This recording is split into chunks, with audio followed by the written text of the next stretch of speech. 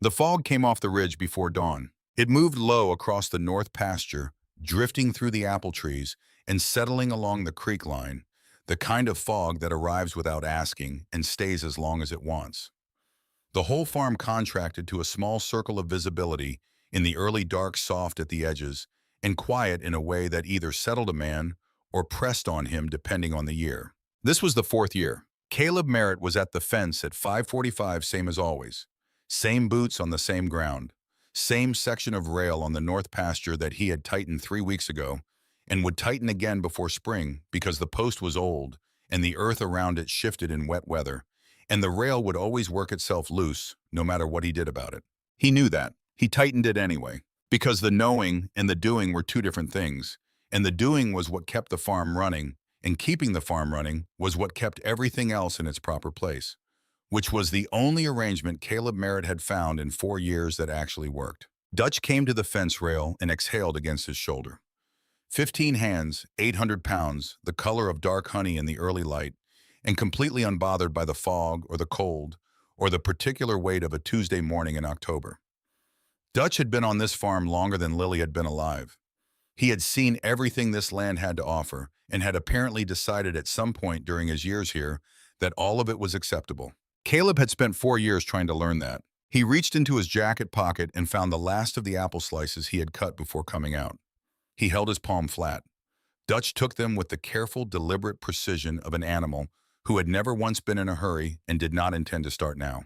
From the house through the kitchen window that needed cleaning, but caught the early light anyway, and looked beautiful despite itself, Caleb could see the lamp he had left on above the table. Lily would be up in 40 minutes. She would come to the kitchen in her socks, sketch pad, already under her arm, and she would draw horses at the table while the toast was in, and she would narrate her drawings to Cooper, who would listen with the devoted, comprehensive incomprehension of a dog who had decided that the sound of her voice was the best sound the world had to offer, and that understanding the content was entirely beside the point. This was the shape of a morning. Caleb knew it the way he knew the fence rail, the way he knew which burner on the stove ran a half-degree crooked and how to compensate for it without thinking, the way he knew which floorboard outside Lily's room creaked and how to step around it when he went to check on her at night. He had learned this farm the way he had once learned structural engineering, deliberately, completely, with the full understanding that the details were not optional because details were what held things up. He had been an engineer, MIT class of 2009, one of the best firms in Boston, load-bearing walls, tension cables, buildings designed to carry weight and still stand. His salary had been the kind that made people assume a certain kind of life, and they had not been wrong about most of it. Glass conference rooms, a view from the 42nd floor, work that pointed straight up and kept pointing.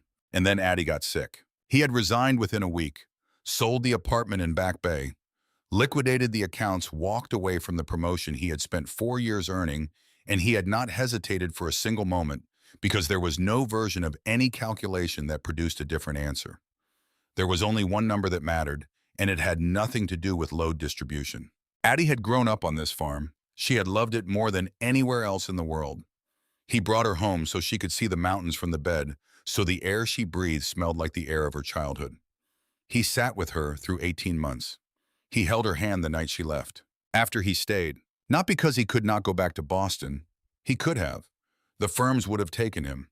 The work was still there, still pointing up. He stayed because he looked at his life and looked at Lily and made a choice. The farm was where Lily had her mother's mountains.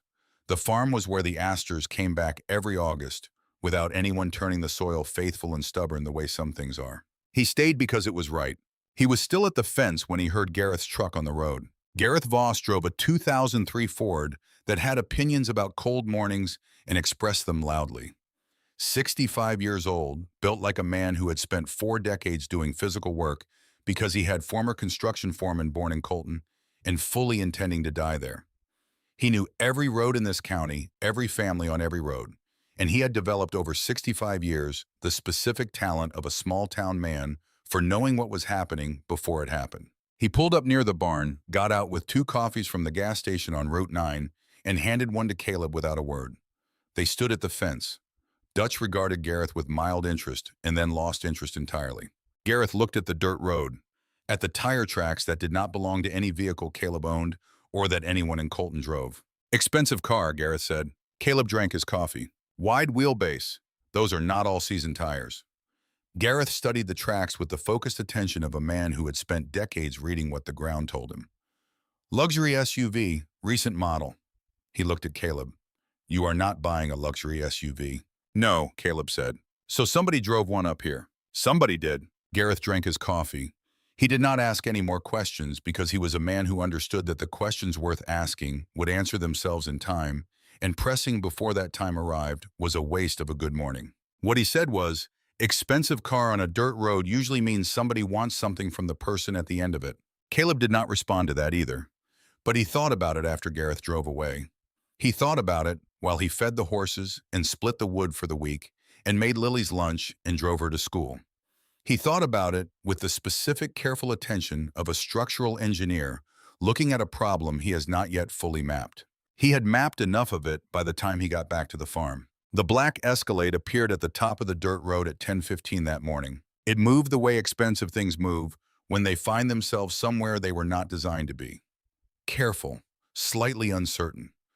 The road had opinions about vehicles like this, and the vehicle knew it, and the negotiation between them produced a low cloud of dust that rose and settled with a kind of indignant dignity. Caleb was back at the fence. He watched the Escalade stop near the barn. The first person out was a young woman, short dark hair neat at the edges, a tablet pressed against her chest like it was armor. She looked around the property with the careful, calculating expression of a person who was already measuring the distance back to the highway. She was wearing heels on a dirt road in Vermont in October. Then the rear door opened. The woman who stepped out was assembled in a way that felt entirely intentional. Cashmere the color of charcoal. Dark hair pinned up with the kind of precision that does not happen by accident. She looked at the farm the way a person looks at a problem they have already decided they are going to solve. Her heels sank 2 inches into the soft earth beside the driveway. She looked down at them, frowned, looked up, and decided the mud was not going to be a factor in her day. Caleb wiped his hands on his jeans and walked toward them. No hurry, no performance. He looked at the car, at the young woman with the tablet at the driver still behind the wheel with the engine running, then at the woman herself. She was 32 years old or close to it. He would learn later that he was right to within 11 days. Mr. Merritt, she said, I am Victoria Hale, she told him. Efficient and direct, no preamble, no small talk, because small talk was not what she had driven 3 hours for. She was the CEO of Hale Group, one of the largest luxury real estate development firms in Boston. Her father, Edward Hale, had built it from nothing. One office, one deal, 40 years of work and will, and the specific stubbornness of a man who did not announce himself. He had died 2 years ago. Heart attack at his desk on a Wednesday afternoon alone because she had been in a meeting in New York and had not made it back in time. There was a clause in the will. If she did not marry before her 33rd birthday, controlling interest in the company would transfer to her uncle Gerald Hale, the vice chairman of the board. Gerald would sell everything her father had built. She knew this the way she knew her own name. Her birthday was in 17 days. She needed a legal marriage. She had a contract prepared, compensation terms, a clean dissolution after 12 months. She needed someone outside her world, no industry connections, no financial angle, no personal agenda that could become a complication. Her attorneys had conducted a search. Caleb Merritt had come up at the top of the list. She finished. The wind moved through the apple trees. Somewhere in the barn, Dutch stamped his foot against the stall door. Caleb was quiet for a long moment. Before I answer that, he said, you know the Hale Tower on Boylston Street? Something shifted behind Victoria's eyes. A small, careful movement. I know it. I designed it. He said it the way he said most things. Level, without decoration. The atrium your father wanted. 40 stories of open air through the center of the building. It was a structural problem that took me 6 weeks to solve and 2 more to be certain of. I never met your father, but I spent 2 years of my life keeping his building standing. The silence that followed had weight to it. Victoria Hale, who had been measured and composed through every difficult thing that had come at her, stared at him. Because that detail was not in the file. Whatever background check her attorneys had run, whatever profile they had assembled of the former structural engineer living on a farm in rural Vermont, this had not made it in. She could see the precise moment she understood it. The moment she realized she had driven 3 hours to make a business proposition to a man who had already spent 2 years living inside the most important thing her father ever built. Dana Prescott behind her went very still. "That was not in your file," Victoria said. "No," Caleb said. "I do not imagine it was." He looked at her steadily. He was not angry. He did not need to perform anything for her. He just needed her to hear it clearly. "I am going to say no, Ms. Hale. And I want you to understand the reason, because it has nothing to do with the money or the timeline or your uncle." He kept his voice level. Plain. A statement of fact, not an accusation. "You ran a background check on me before you drove 3 hours to my farm. You built a file. You treated a person like a procurement problem." A pause. "I am not a procurement problem. I am a man raising a daughter on a farm in Vermont. Those are two very different things." Victoria said nothing. She did not apologize. He had not expected her to. But something moved through her expression, quiet and fast. Something that looked almost against her will, like recognition. She walked toward the porch steps. The second step from the bottom, the one Caleb had been meaning to fix since February, caught her heel. She pitched forward. He caught her.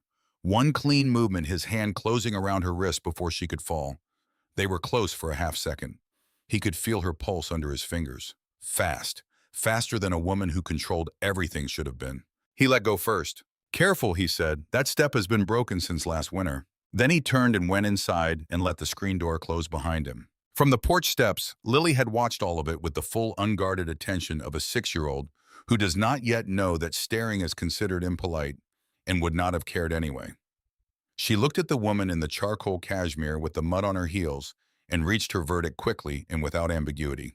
"Are you a princess?" she asked. Victoria opened her mouth, closed it. Something moved through her face, quick and unguarded, like a door being knocked on that she had forgotten was there. "I am not sure," she said, which was not the answer Caleb had expected her to give. Gareth came back that evening. He sat on the porch steps with his coffee and did not fill the silence with opinions, because he was not that kind of man. What he said after a long moment of looking out at the dark orchard was, "You said no." "Yes," Gareth nodded, drank his coffee. "Good." 2 words. That was the entirety of it. But those 2 words from a man who had known Caleb for 4 years and had watched him hold things together through the worst of it were worth more than a long conversation from almost anyone else. Lily came in from the porch a few minutes after Gareth left. She came into the kitchen with her sketch pad under her arm and a crayon still in her hand, and the particular expression on her face of a 6-year-old who has been thinking about something important and has reached a conclusion. "Daddy?" "Yeah." "Is the pretty lady coming back?" Caleb poured the last of the coffee down the sink, rinsed the thermos. Did not answer right away. "I do not know, baby." Lily thought about this with the full seriousness she brought to all conclusions. "Then I hope she does." She looked like she needed to see the horses. He did not say anything to that, but he thought about it longer than he should have, standing at the sink in the kitchen of the farm he had built into something that held. Listening to his daughter go back to her drawing, and the October night settle in around the house, and the asters in the planter box on the porch. Doing what they always did, which was simply persist without drama, without anyone asking them to. 3 days later, on a Thursday morning, he heard a car on the dirt road. Not the Escalade. The engine was different. Smaller, uncertain in the way of a vehicle that had been built for highways and had not made peace with dirt roads yet. He was in the stable brushing Dutch when it appeared at the top of the drive. A gray Camry, the color of old dishwater, moving with the careful, slightly apologetic pace of a rental. One person. Victoria Hale got out of the car alone. No Dana Prescott. No driver.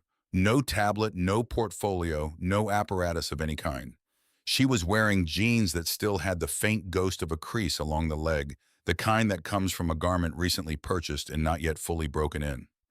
Her jacket had a price tag tucked inside the collar that she had missed, which meant she had bought it recently and in a hurry, and she had decided that the version of herself who arrived in Kashmir was not the version she wanted to show up as today. It was an effort, a real one, the kind that cost something. She came to the stable door and stopped just inside.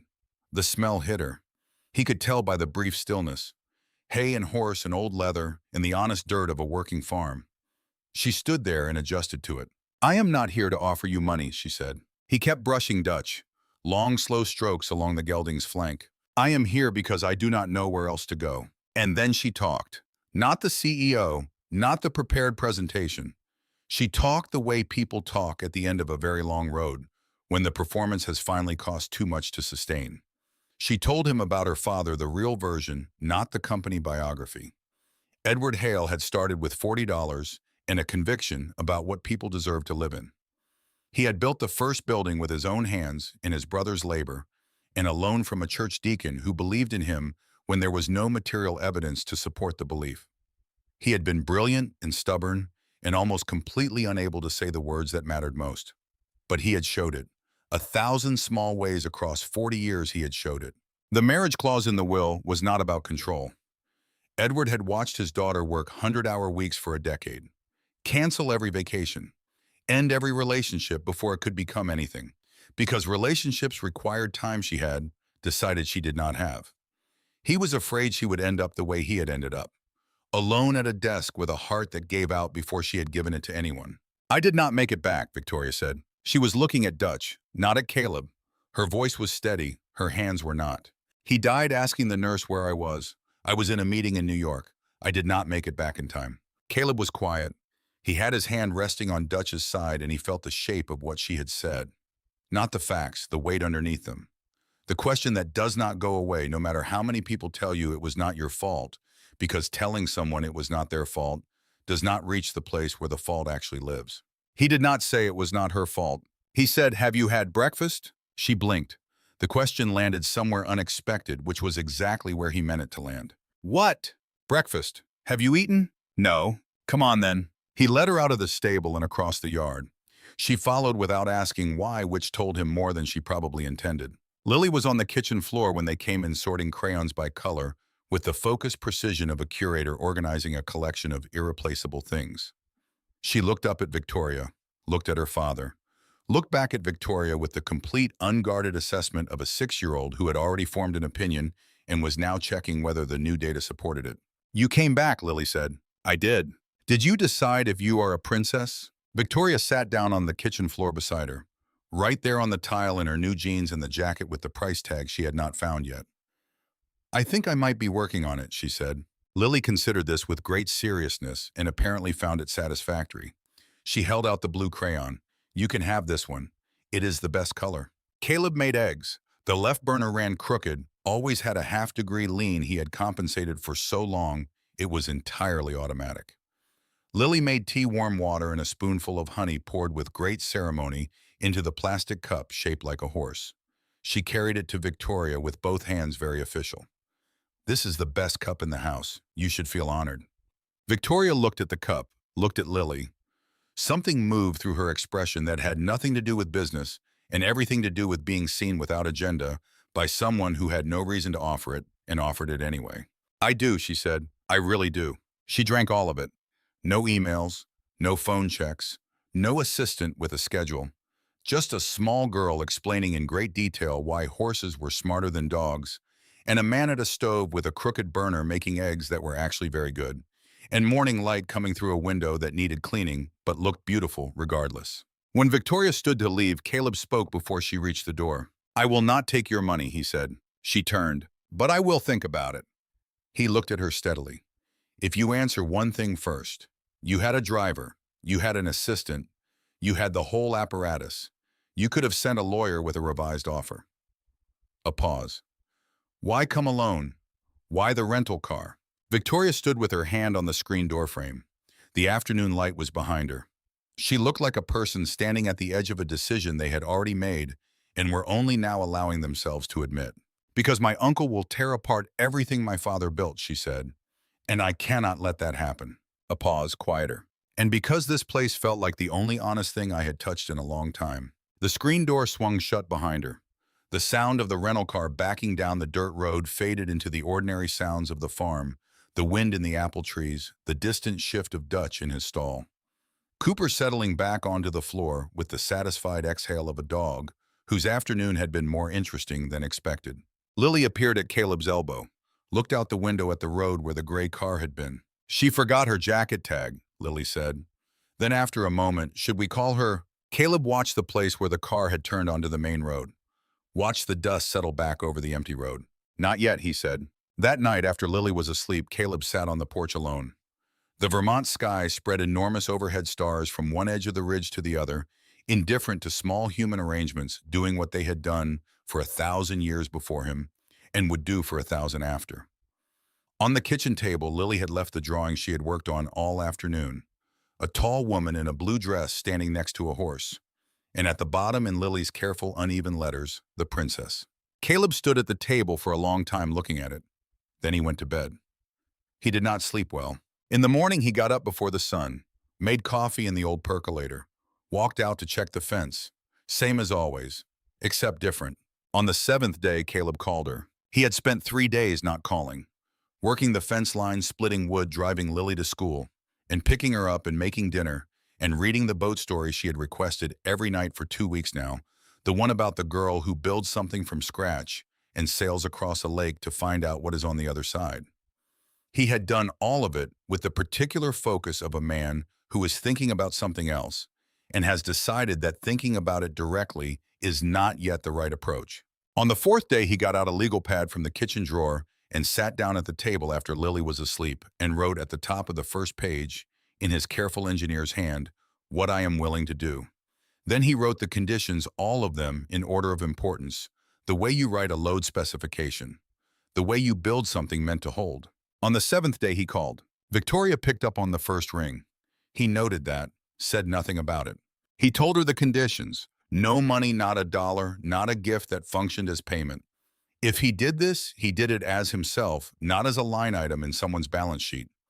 Lily would know Victoria as a friend of his, nothing more. Nobody would assign titles. Nobody would apply pressure. If Lily came to her own conclusions in her own time, that was Lily's right. It was not a stage direction in someone else's arrangement. If at any point Lily was confused or hurting or affected in any way he judged to be harmful, he would end it immediately. No appeal, no board vote, no legal argument that outweighed his daughter's stability. And one final condition: Victoria had to come to the farm at least twice a month. Not to perform, not to be seen in the right places or photographed in the right context. To actually be there. To understand what his life looked like from the inside, not from a file assembled by attorneys who had never stood in a barn at 6 in the morning. Because if this has to be convincing, he said, it starts with you knowing what you are claiming to be part of. Not the file, the actual thing. The silence on the line was not uncomfortable. It was full of something neither of them had a name for yet. Okay, Victoria said. All of it. All of it, yes. I will see you Saturday, Victoria. It was the first time he had used her name. He noticed it after he said it. He thought she noticed it too. He hung up and sat at the kitchen table for a long time, looking at the legal pad. The conditions were written in a clean column, precise and ordered. He read through them once. Then he closed the pad and put it back in the drawer. Gareth came by the next morning with coffee, same as always, and stood in the stable doorway while Caleb gave him the broad outline. Not all of it, the shape of it. Gareth was quiet for a while after. He looked at Dutch, who was eating with the focused contentment of a horse who had no interest in human arrangements of any complexity. When a man opens that door, Gareth said finally, and a woman walks through it and a child starts using somebody's name like it belongs in the house. He paused. There is no such thing as a clean ending after that. You understand what I'm saying? I understand. I am not telling you not to do it. Gareth looked at him directly. I am telling you to make sure you have thought about it enough. Because there is a difference between a man who goes into something with his eyes open and a man who goes in because the alternative felt harder to explain to himself. Caleb did not answer right away. He ran the brush along Dutch's flank in the long, slow strokes that settled the horse, and he thought about the legal pad in the kitchen drawer and the 7 days before he called and the specific weight of a 6-year-old's drawing left on a kitchen table like a fact that could not be argued with. I have thought about it enough, he said. Gareth finished his coffee, set the cup on the stable rail. All right then, he said and drove away. Saturday came. Victoria arrived at 7 in the morning in the same gray Camry. The jeans had real dirt on them now from the previous visits, not new dirt carried over dirt, which meant she had not washed them before coming back. He noticed it and said nothing about it and understood it anyway. He showed her his world, not as a performance, just the actual sequence of a day on a working farm, the way it ran from first light to last, without abbreviation or apology. He fed the horses at dawn and handed her a thermos without asking the same way he would have handed it to anyone standing in the cold. Dutch came to the fence rail and exhaled against her jacket, and she went rigid for half a second and then made herself stay still, and Caleb watched that decision happen in real time and said nothing about it. He walked the fence line and told her where the deer came through in October, where the creek flooded in April, where Addie had planted a row of sunflowers along the eastern border that still came back every August without anyone turning the soil. Nobody tended them.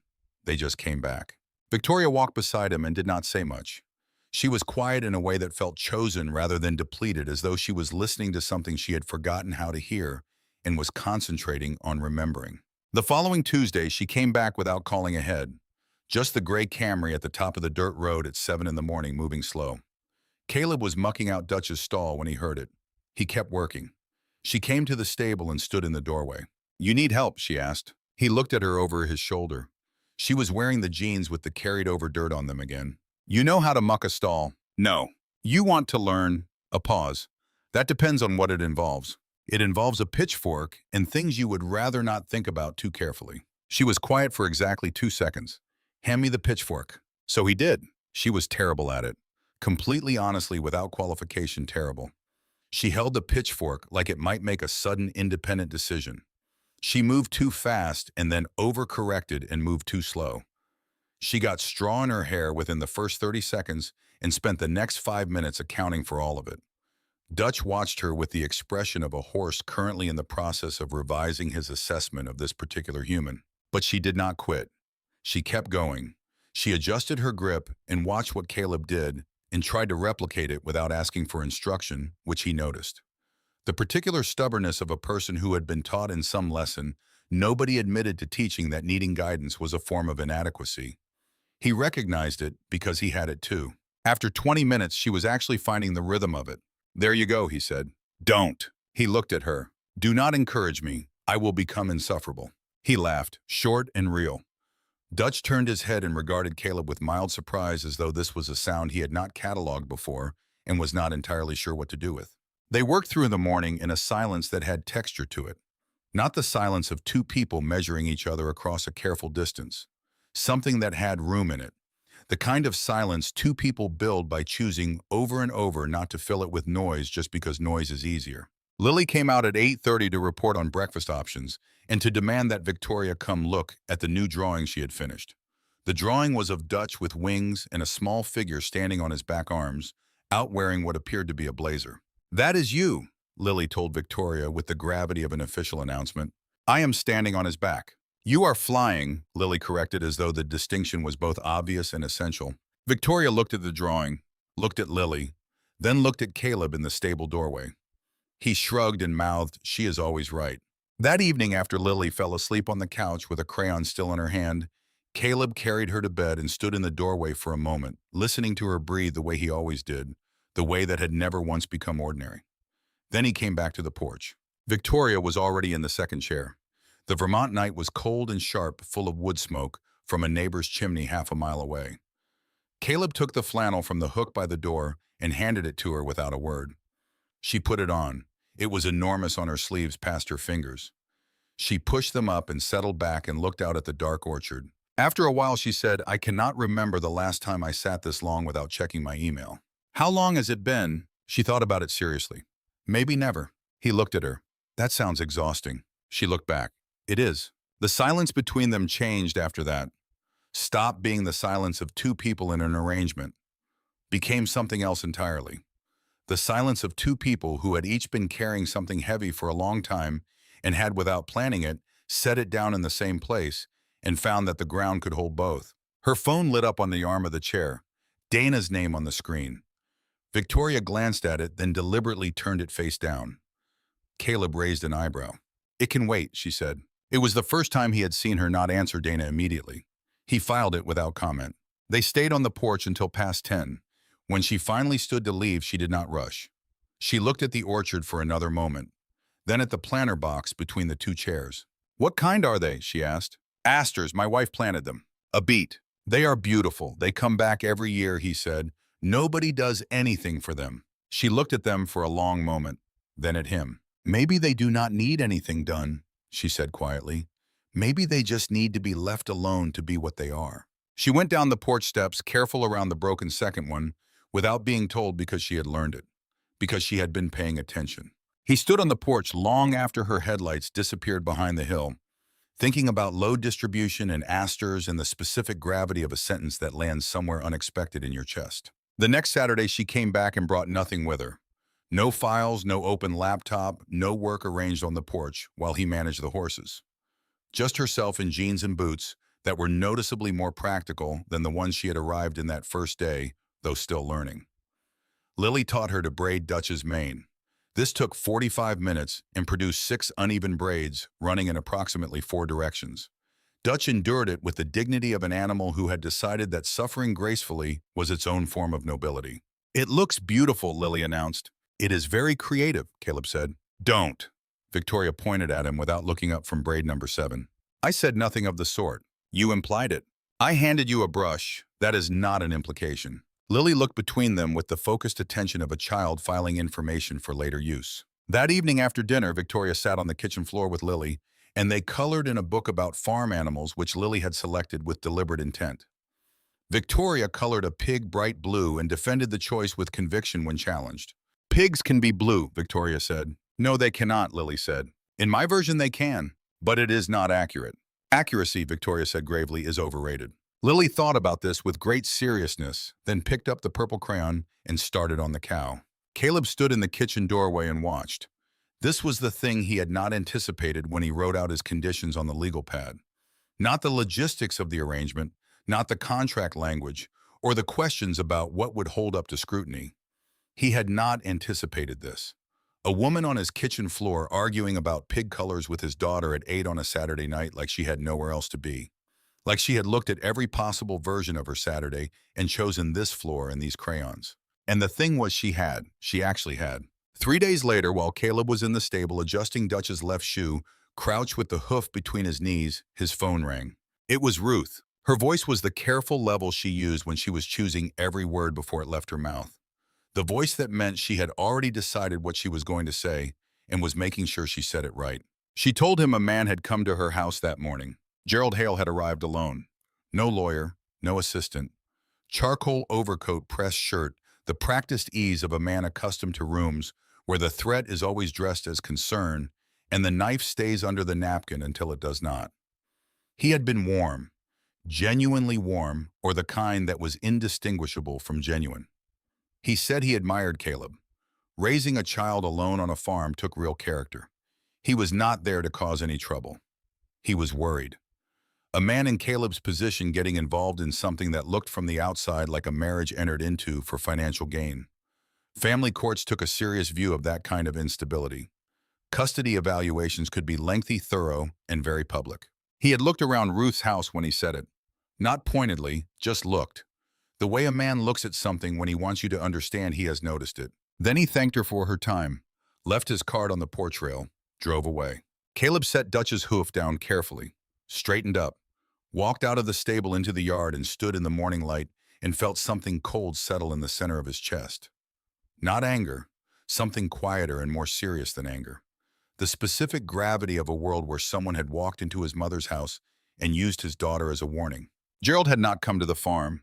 He had not sent a lawyer or threatened Victoria at her office, or made any move in the public arena where such things could be documented and answered. He had gone to a 63-year-old woman in her own home and been warm and mentioned custody and looked around the room and left his card on the porch rail. That was not a legal threat. That was a message. Carefully constructed, completely deniable, and aimed at precisely the right target. Because Gerald understood that Caleb Merritt was not a man who would respond to pressure applied to himself, but pressure applied through his mother's sense of safety pressure that arrived in the shape of his daughter's future. That was a different calculation entirely. "Mama," Caleb said, "are you all right?" "I am fine," Ruth said. Her voice had steadied. "I am the one who should be asking you that." "I am fine. I will call you tonight." He hung up and went inside and washed the dishes in the sink and swept the kitchen floor that did not need sweeping and did the things his hands knew how to do while the rest of him was somewhere else running the analysis on what Gerald Hale had just done and what it meant and what came next. That evening, Gareth's truck came up the road. He had heard which Caleb had expected because Ruth had a sister whose neighbor attended the same church as Gareth's wife, and information in Colton moved through the organic network of people who had known each other their whole lives and kept track of the things that mattered. Gareth sat on the porch steps, did not go inside. just sat with his coffee and looked out at the dark shape of the orchard and the stars beginning to appear above the ridgeline.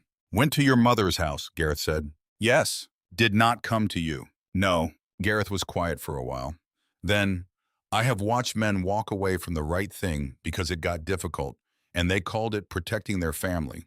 They were protecting themselves. The family was just the explanation they gave it. He set his coffee down on the step. A man who goes to a 63-year-old woman and stands in her living room and talks about custody evaluations is not a man who is afraid of you, Caleb. He is a man who has decided you are the kind of person who will remove himself from a situation to avoid causing harm to people he loves. A pause. He is betting you are decent. Caleb stood at the far end of the porch with his hand on the rail and looked at the dark orchard. What do you think she will say? Gareth asked. When you tell her. Caleb thought about the porch, the flannel. A woman who turned her phone face down and stepped around a broken stair without being told because she had been paying attention. I think she will tell me to walk away if it keeps Lily safe, he said, before she says anything else. That will be the first thing. Gareth picked up his coffee, stood. Then you already know what kind of person she is, he said, and you already know what you are going to do. He walked to his truck and stopped and looked back once. Decent men do not let other men use their decency as a weapon against them, Caleb. That is not decency. That is surrender. He drove away. Caleb called Victoria that night at 9 o'clock. She picked up immediately. He told her everything. Flat voice, all effects stripped out because the words needed to land without interference. What Gerald had done, where he had gone, what he had said, and precisely how he had said it. Victoria was quiet for a long time, not processing. He could hear the difference. This was the silence of someone who had been watching a particular player make particular moves for a very long time and had just seen the move she had been expecting and dreading in equal measure. When she spoke, her voice was very quiet. Caleb, yes. If walking away keeps Lily safe, then walk away. I will never ask you to risk your daughter for me. He sat with that. The kitchen was quiet around him, the refrigerator humming, the wind coming up outside, and down the hall, just barely audible through the wall, the small, steady sound of Lily breathing in her sleep. Then Victoria said, I need to tell you something. He waited. I have a file on Gerald. 10 months of documents. Bank transfer records traced through 3 holding companies back to his personal accounts. Proxy agreements manipulated through intermediary votes. Unauthorized commitments made in the hail, named to partners who appear nowhere in official filings. Capital redirected from active projects to ventures he never disclosed to the board. Caleb was quiet. I held it back because he is my father's brother, she said. Because I believe family deserve the patience of being certain before being accused. And because I hoped in the part of myself I do not often consult that I had read it wrong. A pause. I had not read it wrong. I have known that for 8 months. Her voice did not waver. He made his choice tonight. He stood in your mother's house and used your daughter's name as a weapon. So I have made mine. What does that mean? Caleb asked. It means tomorrow morning I call my attorney, and it means you should not walk away. He sat in the kitchen for a long time after they hung up. The refrigerator hummed. The wind moved around the eaves of the old farmhouse. Down the hall, Lily slept. He went to check on her. She was on her side sketch pad on the nightstand, a crayon loose in her right hand from drawing before her eyes closed. He eased it out carefully, set it on the pad, pulled the blanket up, stood in the doorway a long time. Ruth came the next morning without knocking, which she had never done in her life, and did not intend to start. She came in with a casserole dish under one arm and the expression of a woman who had made a decision on the drive over and was not going to be talked out of it. She found Caleb at the sink washing the same 3 dishes he had washed an hour before. She set the casserole on the counter, sat down at the kitchen table, folded her hands. You are doing it again, she said. He kept his back to her. Doing what? Calling it protecting Lily. He turned off the water, dried his hands, turned around. I am protecting Lily, and looking for the exit at the same time. She looked at him with the expression she had been giving him since he was 8 years old and trying to convince her that a broken window had nothing to do with a baseball. Not impatient, not angry, completely calm and clear. You found something, Caleb. After 4 years of nothing worth finding, you found something real. And now it got difficult, and you are looking for the door. He did not answer. Ruth leaned forward. Her voice dropped, but gained weight. You moved heaven and earth for Addie. You walked away from everything you had built without blinking. You sat with her through 18 months of the hardest thing I have ever watched, and you held her hand the night she left. A pause. That was not the safe choice. That was the most frightening thing I have ever watched my child do, and you survived it. She let that land. She said if walking away keeps Lily safe, then walk away, Caleb said finally. That was the first thing she said, before anything else. Ruth was quiet. Something moved across her face. Not a smile exactly. Something older and more certain than a smile. Then that, she said softly, is a woman worth not walking away from. Caleb looked at the kitchen floor. The slightly uneven tile he had laid himself the first summer when the work of it was the only thing keeping him functional. He had done a decent job. Not perfect, but it had held for 4 years. He got his keys from the hook by the door. I will be back before Lily's pickup, he said. Ruth was already moving toward the stove to check the casserole. I know you will, she said. He drove to the school and got there 40 minutes early and sat in the parking lot with the window down and the radio off and the Vermont afternoon doing its ordinary thing around him. Other parents arrived. A teacher crossed the lot with an armful of folders. A dog barked somewhere on the side street. Ordinary, all of it ordinary. Lily came out at 2:45, backpack covered in horse stickers, lunchbox swinging, something in her hand that her teacher had given her at the door with a small, careful look toward Caleb. He unfolded it in the front seat. 3 people in front of a house. A tall man, a small girl with her hair in 2 careful puffs, a woman with a wide smile and her arm around both of them. Drawn with the earnest, effortful hand of a child, trying not just to make something, but to capture something, and understanding even at 6 that there was a difference between the two. At the bottom in Lily's most careful letters, Daddy's friend who smells like flowers and is scared of horses.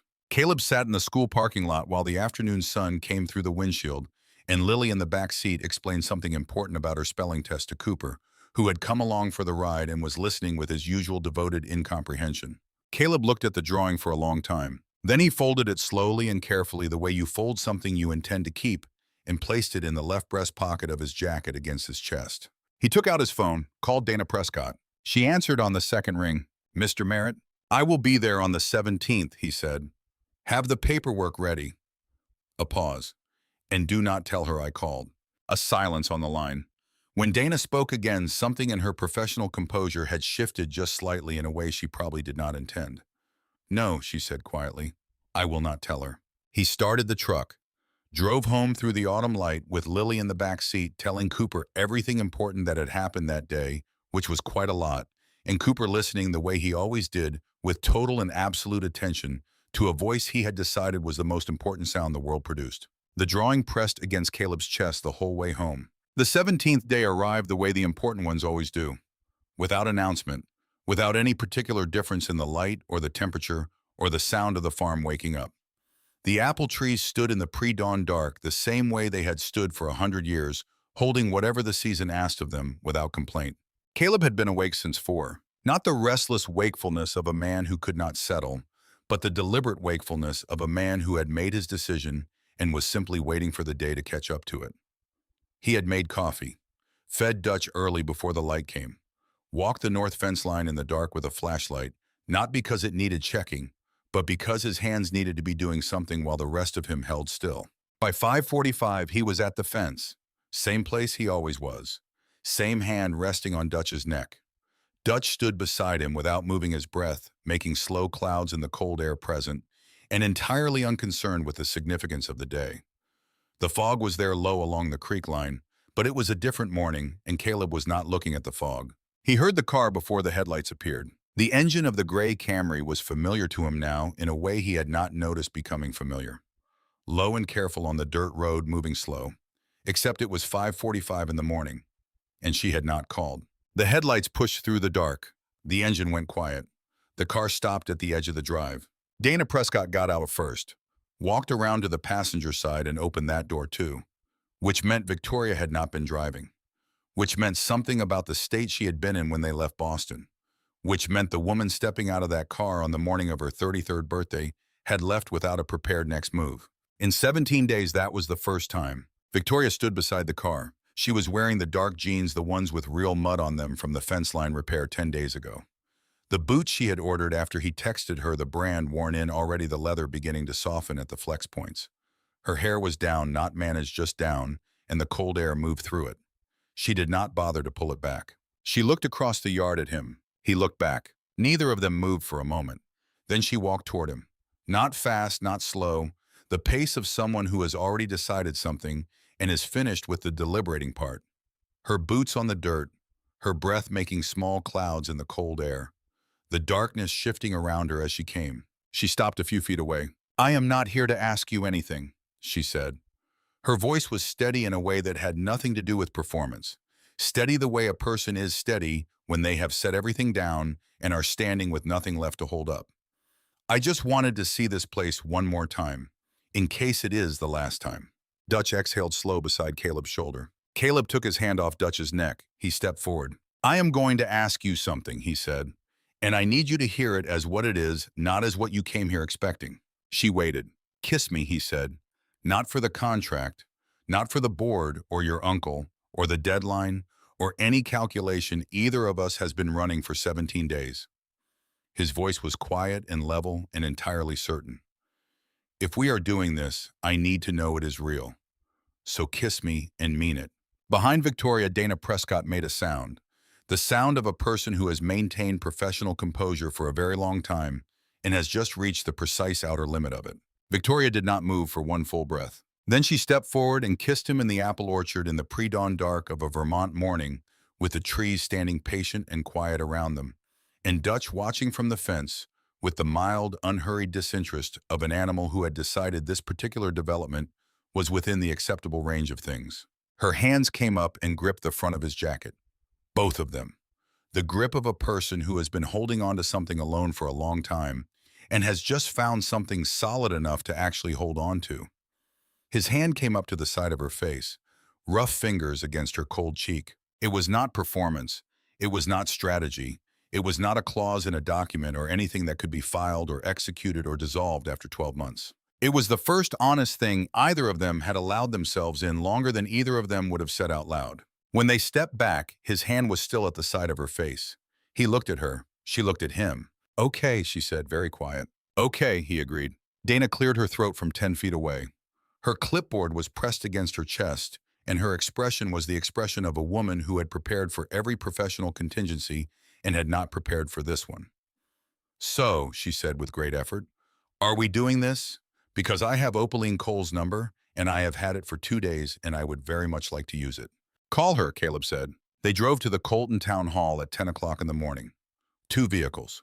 The gray Camry and Caleb's truck, which Lily rode in because she had declared with the absolute and non-negotiable authority of a 6-year-old who does not discuss matters of principle that she was sitting in the front and that was not open for interpretation. She was wearing her good dress, purple with small white buttons, the one Ruth had bought her for her last birthday, and which Lily had determined through reasoning she did not share with anyone, was the correct choice for today. She had her hair in 4 careful puffs. She was holding in both hands a single purple aster that Caleb had pulled from the ditch on the side of the county road on the way into town. The stem was slightly bent. She held it like a scepter. Ruth was already there when they pulled in. She was standing on the front steps of the town hall in her navy dress, the one reserved for occasions that had earned her very best, and she was already crying when they got out of the truck. Not loudly, standing on the steps with her chin up and her hands folded, feeling everything fully, and not apologizing to anyone for any of it. Gareth Voss was standing beside her. He had his hat in his hand, and he was wearing a clean shirt, and nobody had called him, and nobody had needed to. He had known something was happening today, and he had put on a clean shirt and driven to the town hall, and that was the entire explanation. That was how Colton worked. That was how it had always worked. Caleb walked over to Ruth, and she held on with both arms for a moment, and then pulled back and looked at his face with the full attention of a woman who had been watching this particular face her entire adult life. "It is about time," she said. "Mama, I am not apologizing." "I know." She looked past him at Victoria, who had come to stand a few feet away with Dana beside her, and there was something in Victoria's expression that Caleb had not seen there before. Not the uncertainty of a boardroom, something human and unguarded. The look of a person standing outside a warmth they have not felt in a long time and are not entirely sure they are allowed to step into. Ruth walked over to her. She was not a tall woman. She was 63 years old, and she had buried a husband and raised 2 sons on what was never quite enough, and she had never once in her life let any of that make her small. She took Victoria's face in both hands, looked at her for a moment the way a woman looks at someone she has been waiting to meet without knowing she was waiting. "Welcome," she said, just that one word. Victoria, who had delivered keynotes without notes and stared down hostile boards at 29 and maintained her composure through every hard thing that had come since her father died alone at his desk, pressed her lips together and nodded once, and her eyes filled completely. Ruth pulled her in. The real kind of embrace, not polite, not managed, the kind that does not care about cashmere or contracts or how many hours a person has worked this week. Lily walked over and stood next to Victoria and wrapped one arm around her leg, her cheek against Victoria's hip. The aster held out to the side so it would not get crushed. Nobody had asked her to do that. She had simply decided. Gareth caught Caleb's eye across the small gathering of them and gave a single nod. The nod of a man who had said what he needed to say on a porch at night and was now watching it become what it was going to become and found the view acceptable. Opaline Cole had been the Colton town clerk for 22 years. She was 71 years old, white hair, cut short glasses on a beaded chain, and she had the efficient, unhurried manner of a woman who had processed more official documents than she could count and knew better than anyone that the paper was never really the point. She had known Caleb since he was a boy who came into the general store on Summer Street every August in bare feet and took exactly one piece of candy each time, which she had always known about and never mentioned, because some things were not worth the conversation and some things just meant a kid was being a kid. She looked at him now, standing in her office with his work boots and his calloused hands, and the woman beside him and the small girl with the bent aster held in both fists like something irreplaceable. And she picked up her glasses from the chain and put them on and picked up the paperwork. "Well," she said, "let us get this done." The ceremony took 11 minutes. No music, no photographer, no florist or caterer or negotiation about seating. 4 people and a town clerk in a county office on a Thursday morning, and a 6-year-old who dropped the aster twice and retrieved it both times without breaking the solemnity she had decided the occasion required. And Opaline Cole, whose voice stayed level and professional throughout, except for one half-second pause near the very end when she had to find the next breath before she could continue. When it was done, Opaline stamped the certificate with 22 years of practiced efficiency, slid it across the counter. "Congratulations," she said. Then quieter, looking at Victoria directly over the rim of her glasses. "Edward would have liked this." Victoria looked up sharply. Opaline just smiled, said nothing else, turned back to her files. They walked out into the morning. The sky was the hard, clean blue that Vermont produces in late September, the kind that makes you feel like you can see all the way to the edge of something. Gareth took a photograph on his phone with the cracked screen he refused to replace because it still worked and working was enough. In the photograph, Caleb holding Victoria's hand, Victoria holding Lily's, Lily holding the aster, now quite wilted, but still present, gripped with absolute conviction. Not a wedding photograph. Better than that, real. On the drive back toward the farm, Dana called.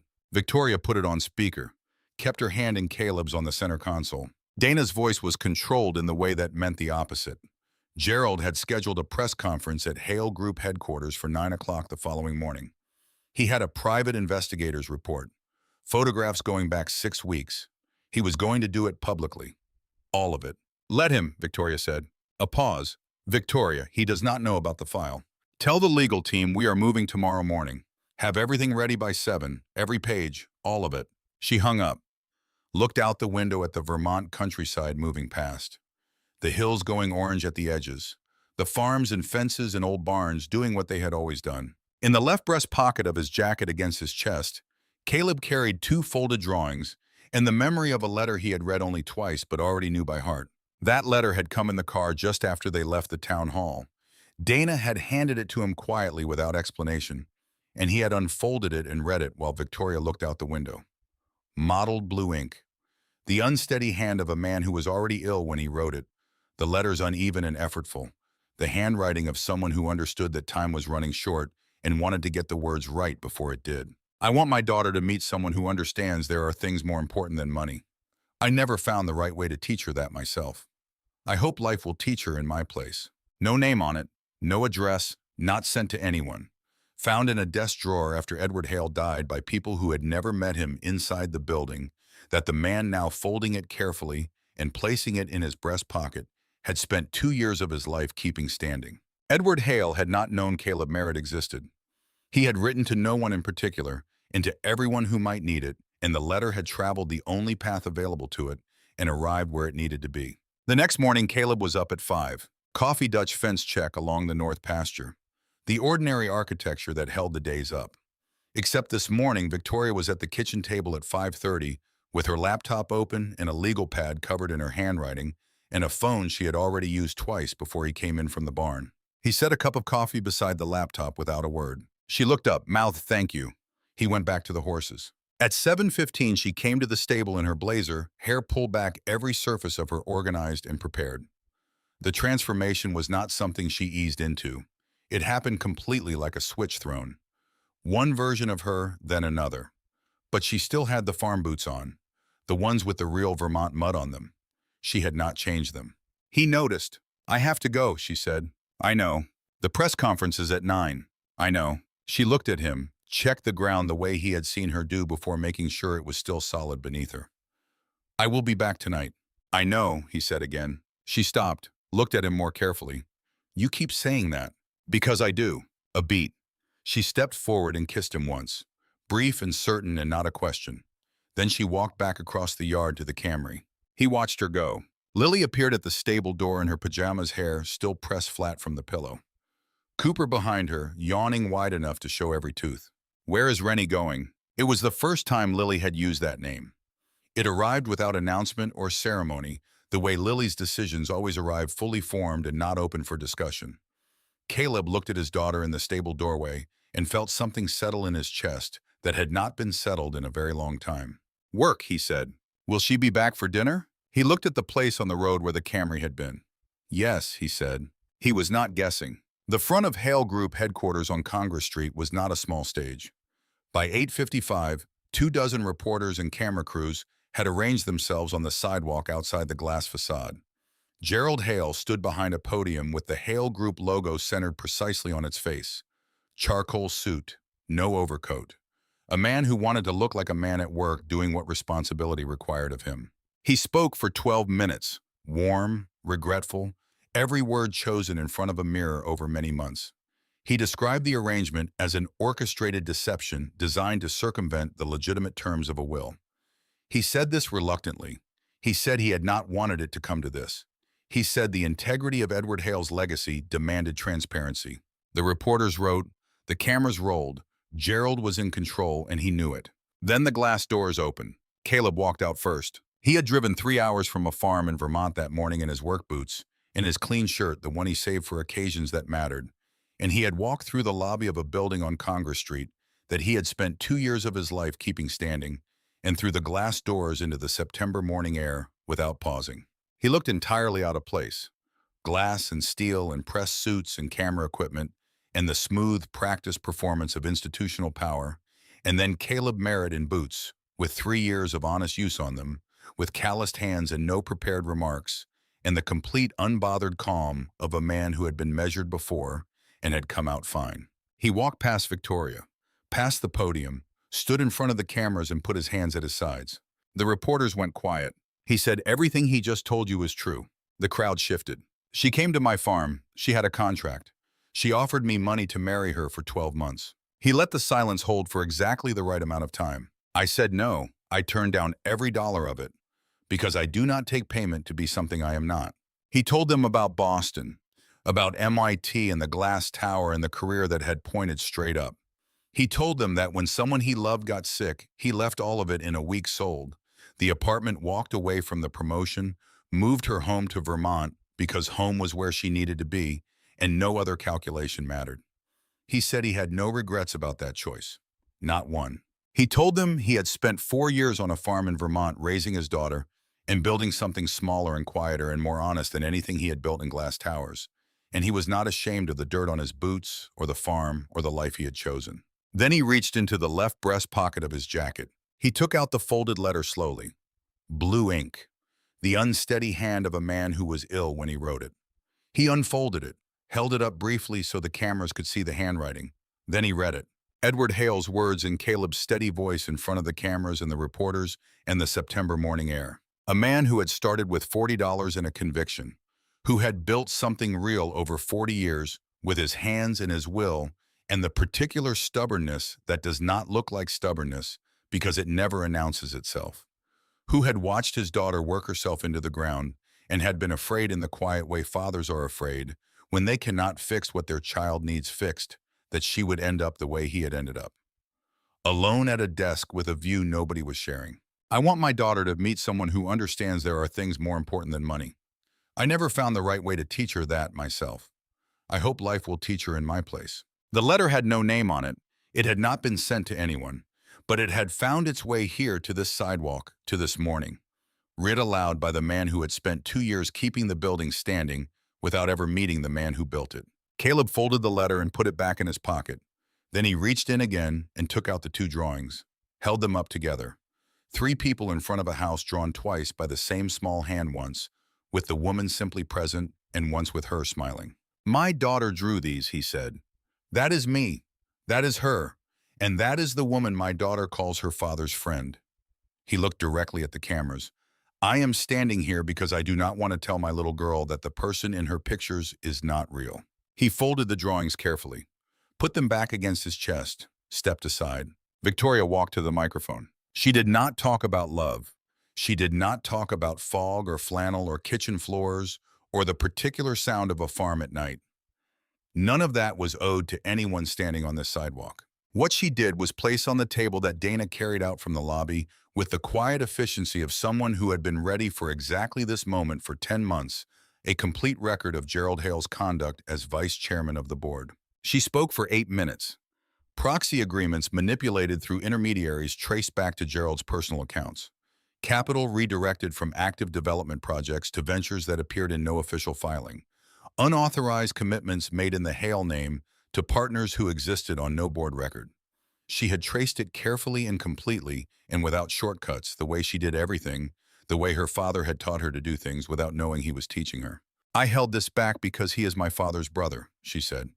Because I believed family deserved the patience of being certain before being accused. A pause. He went to a 63-year-old woman in her own home and used a 6-year-old child's future as a message. Her voice did not waver. He made his choice. I have made mine. Gerald said nothing. He was a man who had prepared his entire performance for a debate that had become a completely different conversation. He left the podium and walked back through the glass doors without looking at Victoria or Caleb or the cameras that tracked him the entire way. The board convened an emergency session that afternoon on the 42nd floor. Caleb sat in the lobby downstairs with a cup of coffee from the cart near the elevator bank. It was not good coffee. He drank it anyway. He had a magazine he did not read. He had the specific, unhurried patience of a man who had learned that some things cannot be engineered. You prepare what you can prepare. You set the load bearing where it needs to be. Then you wait and find out what holds. He had called Ruth before they went in. She had Lily. She said your father would have liked this. Go do what you need to do. 1 hour and 17 minutes later, Dana came out of the elevator. She crossed the lobby and looked at him and nodded once, clean and certain. 2 minutes after that, Victoria came out. Blazer still on, not a hair displaced, but her eyes were different. Something that had been held very tightly for a very long time had been released. Not collapsed, not broken. Simply let go the way a structure settles when the load it was built to carry is finally removed. She sat down next to him on the lobby bench. He resigned, she said, effective immediately. Good.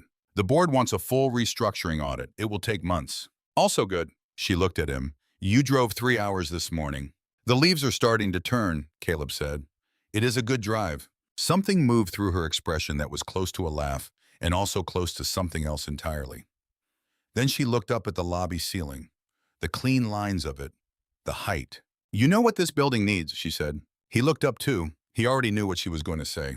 An atrium, she said. He considered it the way he considered structural problems, turning it in his mind, running the preliminary numbers without paper. You would have to put the full load on the perimeter frame, no interior columns, every load path rerouted. Is that hard? It is complicated. He looked at her. It is possible. She held his gaze for a moment. Then she stood and straightened her blazer. Come on, she said. Let us go get our daughter. He stood. They walked out of the building together into the September afternoon. The air was cool and clean, the kind that made the city feel briefly like it was trying to be somewhere else. The trees along Congress Street were beginning to turn at the edges. Not full yet, just starting. Which was how things started. 3 months later, the farm in Colton looked the same, except it did not. On the kitchen table most mornings, Victoria's laptop sat open beside Lily's sketch pad in the box of 64 crayons and whatever drawing Lily had left half-finished before school.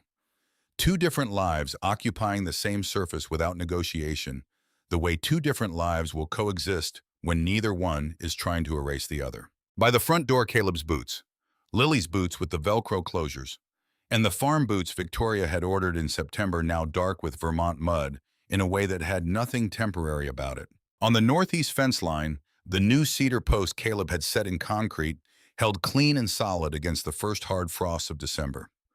Victoria had texted him about that post before she was ever part of this place in any official sense. He had fixed it ahead of schedule. It had not needed fixing again. One evening in late October, Lily was on the kitchen floor with a coloring book about ocean animals, giving everything the colors she felt were right, rather than the colors that were accurate, which had produced a purple whale, an orange octopus, and a dolphin that was for reasons she had not explained to anyone gold. Victoria was at the table, a contract open in front of her, highlighter in hand, focused in the way she got focused, which was completely Rennie, Lily said. Victoria looked up. The name had arrived at some point in October without announcement or ceremony, the way Lily's decisions always arrived. Nobody had suggested it. Nobody had workshopped it or introduced it or asked Lily to try it. It was simply what Victoria was called now, in the quiet interior logic of a 6-year-old who had completed her assessment months ago and was done with the deliberating part. "What does acquisition mean?" Lily asked. Victoria set the highlighter down and gave the question her full attention. She explained it in the simplest, most careful language she could find because Lily's questions deserved real answers. She had learned that from watching Caleb. Lily listened, considered. "So it is like when I decided Cooper was my dog, even though he was already here." Victoria looked at her for a moment. "Yes," she said. "Exactly like that." Lily nodded, satisfied, and went back to the gold dolphin. Victoria picked up the highlighter, held it for a moment without using it, then set it back down and looked at the kitchen instead. The left burner on the stove that still ran crooked, which she had stopped noticing weeks ago. The old percolator on the counter that made terrible coffee by any objective standard. The drawing on the refrigerator held up by two apple-shaped magnets, the one Lily had made 3 months ago. 3 people in front of a house in crayon, still in the same place it had been since the day Caleb put it there. She sat there for a long time just looking at it. On the last evening of October, the orchard went gold. It happened fast and total and without apology, the way Vermont did most things. The apple trees caught the color later than everything else and held it past the maples and the birches, standing in the last of October like they were unwilling to let go of something worth keeping. Caleb and Victoria were on the porch. The 2 wooden chairs he had built the winter after Addie died when he needed to do something with his hands or lose his mind. They had held him through 4 years of mornings and evenings. They held both of them now. The planter box was between them, going to seed in the cold, the last of the season's asters still present. Purple and white holding their ground in the October cold, the way Addie had known they would when she put them in the ground, the way things hold when they are rooted in something real. Victoria had the flannel on. She had taken it from the hook by the door without asking, the way she had been doing for weeks now, and Caleb had never said anything about it, and she had never explained it, and that was the entire arrangement which suited both of them completely. The Vermont night was enormous overhead, stars from one edge of the ridge to the other. "I still cannot believe you told me to kiss you," Victoria said. "I knew what I was doing. In front of Dana. Dana survived." A pause. "She has not fully recovered." "She will." Victoria looked at the orchard, at the trees standing silver and quiet in the dark. "Your wife planted those," she said, meaning the asters. "Yes. Do you talk to Lily about her?" He thought about it. The honest version. "Every week," he said.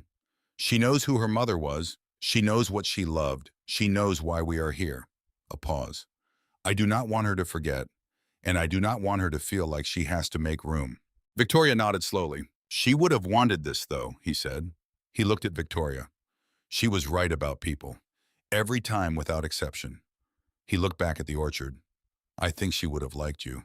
Victoria was quiet for a long time. The wind moved through the apple trees. The asters held their ground. "I think I would have liked her too," she said very softly. The stars held overhead. The asters held their ground in the cold. The orchard stood in the October dark, doing what apple orchards do in Vermont in the last days of autumn, which is hold their color for as long as they possibly can, and then let it go all at once, and trust that spring will find them again. And then from inside the house, a voice sharp and entirely unimpressed by the sentiment of adults. Are you guys just going to sit out there being weird? The movie is starting. Victoria closed her eyes, opened them. Caleb stood and held out his hand. She looked at it for exactly 1 second. Then she took it. They went inside. The two wooden chairs sat empty on the porch in the October dark. The planter box between them. The asters in the cold faithful and stubborn and unbothered doing what they had always done. Coming back, holding on, asking nothing from anyone and giving everything anyway.